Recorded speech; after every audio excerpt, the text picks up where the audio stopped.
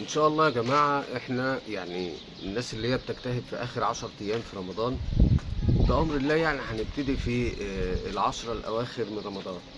فالناس اللي هي يعني بتترقب ليلة القدر وكده، يعني نصيحة مني ليك: ما تسيبش يوم يعني من غير صلاة تراويح وقيام ليل. الايام اللي جاية فردي زوجي، خد العشر ايام كلهم عبادة تقرب من الله. بص يعني اهتم بكل التفاصيل، ادعي، اكثروا من الدعاء في الايام الاخيره دي. الايام دي يا جماعه مفترضه. لا تقول لي بقى يعني الناس اللي هي بتقول لك مثلا على الايام الفردي بس كده والزوج يسيبها، ما فيش الكلام ده. فرد زوجي اسمع مني، خد العشر ايام دول عباده ودعاء وتقرب الى الله قدر الامكان. لعل وعسى ان حد فيكم يدركها ان شاء الله يعني كده ويتقبل منه دعاء. الدعاء طبعا مستحب اليومين دول. اللهم انك عفو كريم تحب العفو فاعف عني. خد بقى العشر الاواخر دول بفضل الله يعني كده، يعني الناس اللي قربت تختم القران وفي ناس ختمت القران مره، باذن الله تجتهدوا يا جماعه في الايام اللي جايه دي، ويعني حاولوا يعني تترقبوها ان شاء الله. هي ليله يعني بتبقى يعني سكينه كده، هدوء، لا هي بارده ولا هي حاره. ما فيهاش نبيح كلاب وكده والكلام ده كله. ليها مواصفات خاصة كده، حتى شروق الشمس صبيح التاني يوم ليها بيبقى يعني يوم مميز. الشمس طالعة من غير شعاع.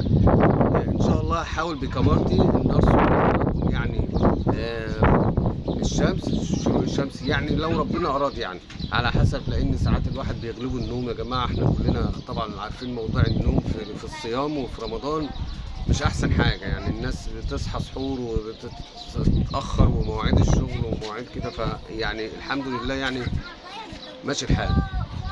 فنصيحتي لكل الناس: اجتهدوا يا جماعه قدر الامكان في اخر 10 ايام، ان شاء الله يعني تدركها لو مشيت بالنصيحه دي. خد العشر ايام. كان زمان في ناس بتعتكف في الجوامع، دلوقتي ما عادش في اعتكاف، لكن انت خد مع نفسك تلاوه قران، دعاء، اكثروا من الدعاء، اكثروا من الدعاء.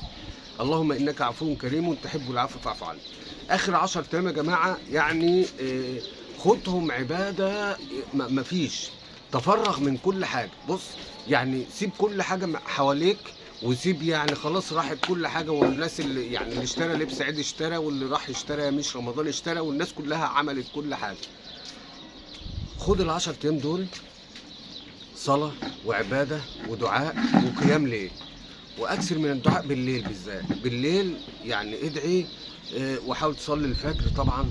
يعني خد العشر ايام دول ان شاء الله يعني لحد ما تحس ان انت ادركت ليله القدر. ليله القدر يا جماعه خير من 1000 شهر.